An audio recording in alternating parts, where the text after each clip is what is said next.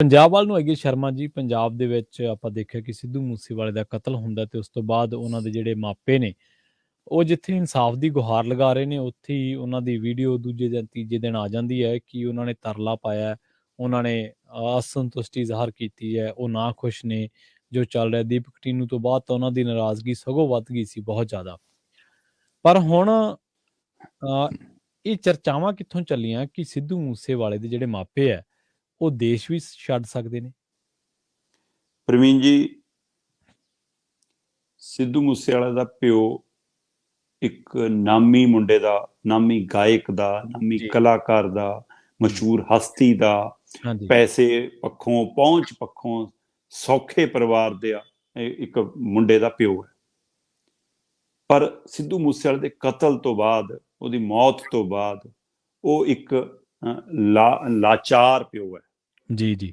ਤੇ ਉਹਦੀ ਉਹ ਲਾਚਾਰੀ ਝਲਕਦੀ ਹੈ ਜਦੋਂ ਉਹਦਾ ਦਰਦ ਛਲਕਦਾ, ਜਦੋਂ ਉਹ ਬੋਲਦੇ ਨੇ।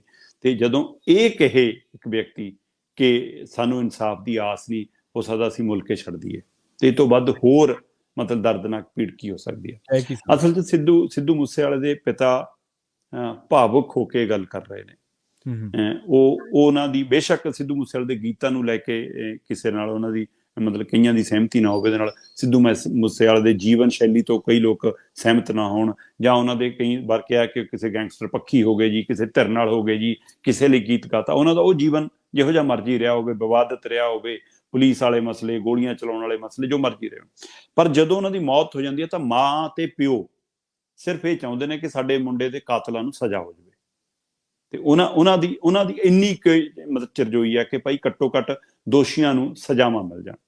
ਸੋ ਉਸ ਨਾਤੇ ਉਹਨਾਂ ਦੀ ਉਹ ਇੱਕ ਮੋਹ ਬੋਲਦਾ, ਇੱਕੋ ਦਰਦ ਬੋਲਦਾ, ਇੱਕੋ ਭਾਵਨਾ ਬੋਲਦੀ ਹੈ। ਪਰ ਸ਼ਾਇਦ ਸਿੱਧੂ ਮੂਸੇਵਾਲੇ ਦੇ ਪਿਤਾ ਬਲਕੌਰ ਸਿੱਧੂ ਹੋਰੀ ਭੁੱਲ ਗਏ ਨੇ ਕਿ ਇਸ ਸਿਸਟਮ ਦੇ ਵਿੱਚ ਇਨਸਾਫ ਦੀ ਆਸ ਕਰਨਾ ਵੀ ਗੁਨਾਹ ਹੈ। 1984, 38 ਸਾਲ ਜੀ, ਕੀ ਦਿੱਲੀ ਦੇ ਸਿੱਖ ਕਤਲੇਆਮ ਦੇ ਦੋਸ਼ੀਆਂ ਨੂੰ ਸਜ਼ਾਵਾਂ ਮਿਲ ਗਈਆਂ? ਕੀ ਉਹ ਚਿੱਟੀਆਂ ਚੁੰਨੀਆਂ ਨੂੰ ਇਨਸਾਫ ਮਿਲ ਗਿਆ ਜੀ? ਕੀ ਪੰਜਾਬ ਦੇ ਅੰਦਰ ਝੂਠੇ ਪੁਲਿਸ ਮੁਕਾਬਲੇ ਕਰਨ ਵਾਲੇ ਦੋਸ਼ੀਆਂ ਨੂੰ ਸਜ਼ਾਵਾਂ ਮਿਲ ਗਈਆਂ?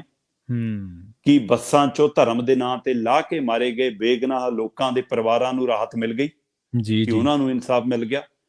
ਸੋ 38 ਸਾਲ ਦਾ ਵਕਫਾ, ਤੇ ਜਦੋਂ ਉਹ ਇਨਸਾਫ ਨਹੀਂ ਮਿਲਿਆ ਤਾਂ ਸਿੱਧੂ ਮੂਸੇਵਾਲੇ ਦਾ ਪਿਤਾ ਫਿਰ ਤਾਂ ਇਨਸਾਫ ਮੰਗ ਕੇ ਗੁਨਾਹ ਕਰ ਰਿਹਾ ਵਿਚਾਰਾ। ਉਹਨੂੰ ਇਨਸਾਫ ਮਿਲਣ ਦੀ ਆਸ ਕਿੱਥੋਂ ਵੱਧ ਜਾਵੇ? ਪਰ ਉਹ ਫਿਰ ਵੀ ਪਿਓ ਹੈ, ਉਹ ਮੰਗ ਰਿਹਾ ਇਨਸਾਫ। ਚਲੋ ਮੈਂ ਕਹਿੰਦਾ ਨੇੜੇ ਆ ਜਾਓ। 7 ਸਾਲ ਜੀ, 7 ਸਾਲ ਪਹਿਲਾਂ ਪੰਜਾਬ 'ਚ ਅਚਾਨਕ ਬੇਅਦਬੀ ਦੀਆਂ ਘਟਨਾਵਾਂ ਦਾ ਸਾਹਮਣੇ ਆਉਣਾ, ਜਿੱਥੇ ਕਦੇ ਸੋਚ ਵੀ ਨਹੀਂ ਸਕਦਾ ਕੋਈ ਬੰਦਾ। ਮਤਲਬ ਆਪਾਂ 10ਵੀਂ 'ਚ ਪੜ੍ਹਿਆ ਸੀ ਤੂਤਾਂ ਵਾਲਾ ਖੂਹ, ਕਿ ਹਾਂ ਜੀ ਮੰਦਿਰ 'ਚ ਗਊ ਦੀ ਪੂੰਛ, ਉੱਥੇ ਜੀ ਸੂਰ ਦਾ ਮਾਸ ਮਸਜਿਦ 'ਚ, ਤੇ ਉਹ ਲੜਾਈ ਜੀ। ਸੋ ਉਹ ਚੀਜ਼ਾਂ ਅੱਜ ਵੀ ਉੱਥੇ ਖੜੀਆਂ ਨੇ। ਬਿਲਕੁਲ।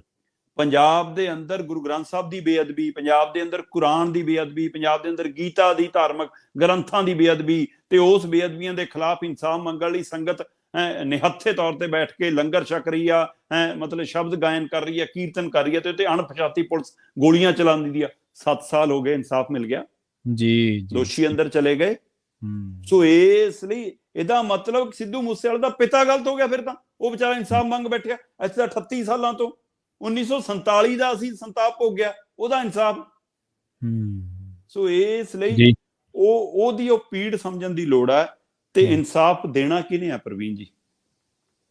ਜਿਹੜੀ ਪੁਲਿਸ ਤੋਂ ਇਨਸਾਫ ਦੀ ਆਸ ਕਰਦੇ ਹੋ, ਉਹ ਤਾਂ ਕਹਿੰਦੇ ਕਿ ਕਾਤਲਾਂ ਨੂੰ ਜਾਂ ਕਤਲ ਦੇ ਦੋਸ਼ੀਆਂ ਨੂੰ, ਜਾਂ ਜਿਨ੍ਹਾਂ ਤੇ ਸਵਾਲੀਆ ਚਿੰਨ੍ਹ ਲੱਗਿਆ, ਪ੍ਰਸ਼ਨ ਚਿੰਨ੍ਹ ਲੱਗਿਆ, ਉਹਨਾਂ ਨੂੰ ਸਹੇਲੀਆਂ ਵੀ ਉਪਲਬਧ ਕਰਾਉਂਦੇ ਨੇ, ਉਹਨਾਂ ਨੂੰ ਗੱਡੀਆਂ ਵੀ ਉਪਲਬਧ ਕਰਾਉਂਦੇ ਨੇ, ਉਹਨਾਂ ਨੂੰ ਭਜਾਉਂਦੇ ਵੀ ਨੇ, ਉਹਨਾਂ ਨੂੰ ਰੈਸਟ ਹਾਊਸ, ਗੈਸਟ ਹਾਊਸ ਵੀ ਦਿਵਾਉਂਦੇ ਨੇ, ਤੇ ਆਪ ਉਹਨਾਂ ਦੀ ਸ਼ਹਿਰ ਤੇ ਚੰਡੀਗੜ੍ਹ ਆ ਕੇ ਕਲੱਬਾਂ ਦੇ ਵਿੱਚ ਪਾਰਟੀਆਂ ਕਰਦੇ ਨੇ, ਜਾਮ ਖੜਕਾਉਂਦੇ ਨੇ, ਵਿਕਟਰੀ ਦੇ ਨਿਸ਼ਾਨ ਬਣਾਉਂਦੇ ਨੇ। ਪ੍ਰਿਤਪਾਲ ਦੀ ਵੀਡੀਓ ਆ ਗਈ ਨਵੀਂ। ਬਿਲਕੁਲ ਆਈ ਹੈ। ਸੋ ਇਸ ਲਈ ਇਨਸਾਫ ਦੀ ਆਸ ਕਿਤੋਂ ਕਰੋਗੇ?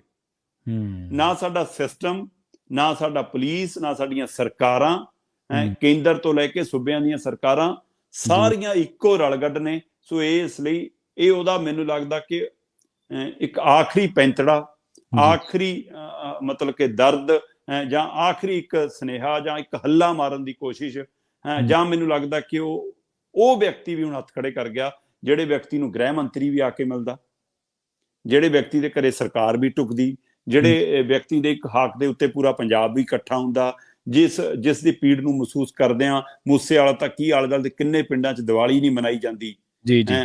ਤੇ ਉਸ ਵਿਅਕਤੀ ਦੀ ਵੀ ਜੇ ਸਥਿਤੀ ਇਹ ਆ, ਉਹ ਵੀ ਕਹਿੰਦਾ ਕਿ ਅਸੀਂ FIR ਵੀ ਵਾਪਸ ਲੈ ਲਾਂਗੇ, ਅਸੀਂ ਆਪਣੀ ਸ਼ਿਕਾਇਤ ਵੀ ਵਾਪਸ ਲੈ ਲਾਂਗੇ, ਅਸੀਂ ਬੰਗਲਾਦੇਸ਼ ਵਰਗੇ ਮੁਲਕ 'ਚ ਜਾ ਕੇ ਵਕਤ ਕੱਟ ਲਾਂਗੇ, ਪਰ ਅਸੀਂ ਹੁਣ ਸਾਨੂੰ ਲੱਗਦਾ ਇੱਥੇ ਇਨਸਾਫ ਦੀ ਆਸ ਨਹੀਂ, ਅਸੀਂ ਮੁਲਕ ਛੱਡ ਦਿਆਂਗੇ ਜੀ। ਸੋ ਇਹ ਸੋਚੋ ਕਿ ਫਿਰ ਜੇਕਰ ਸਿੱਧੂ ਮੂਸੇਵਾਲੇ ਦਾ ਪਿਓ ਇਹ ਕਹਿ ਰਿਹਾ, ਤਾਂ ਆਮ ਵਿਅਕਤੀ ਦਾ ਕੀ ਹਾਲ ਹੁੰਦਾ ਹੋਊਗਾ ਇੱਥੇ, ਆਪਣਾ ਕੋਈ ਕੰਮ ਕਰਾਉਣ ਲਈ, ਆਪਣਾ ਕੋਈ ਮਸਲਾ ਹੱਲ ਕਰਾਉਣ ਲਈ, ਆਪਣੇ ਗਵਾਏ ਘਰ ਦੇ ਜੀਆਂ ਦੇ ਲਈ ਇਨਸਾਫ ਲੈਣ ਲਈ ਉਹਨਾਂ ਦੀ ਸਥਿਤੀ ਕੀ ਹੋਊਗੀ, ਇਹਦਾ ਅੰਦਾਜ਼ਾ ਸਾਫ਼ ਲੱਗਦਾ। ਸੋ ਸਿੱਧੂ ਮੂਸੇਵਾਲੇ ਦਾ ਪਿਓ ਇੱਕ ਆਪਣੇ ਪੁੱਤ ਗਵਾ ਚੁੱਕੇ ਮਾਪਿਆਂ ਵਾਲੀ ਉਹ ਦਰਦ ਪੀੜ ਸੁਣਾ ਰਿਹਾ। ਸੋ ਉਸਨੇ ਉਹ ਸਾਰੇ ਟੈਗ, ਉਹ ਸਾਰੇ ਅਹੁਦੇ, ਸਾਰੀ ਲਾਲ ਲਸ਼ਕਰ, ਸਾਰੀ ਪਹੁੰਚ ਲਾਂਭੇ ਰੱਖ ਕੇ ਪੀੜ ਸੁਣਾਈ ਆ। ਤੇ ਇਹ ਪੀੜ ਮੈਨੂੰ ਲੱਗਦਾ ਅਜੇ ਵੀ ਸਰਕਾਰ ਨੂੰ ਨਹੀਂ ਸੁਣਦੀ। ਭਗਵੰਤ ਮਾਨ ਜੀ ਕਹਿੰਦੇ ਸਾਰੇ ਤਾਂ ਫੜ ਲਏ ਜੀ, ਸਾਰੇ ਤਾਂ ਅੰਦਰ ਕਰਤੇ, ਅਸੀਂ ਗੁਨਾਹਗਾਰ ਤਾਂ ਇੱਕ ਵੀ ਛੱਡਿਆ ਹੀ ਨਹੀਂ।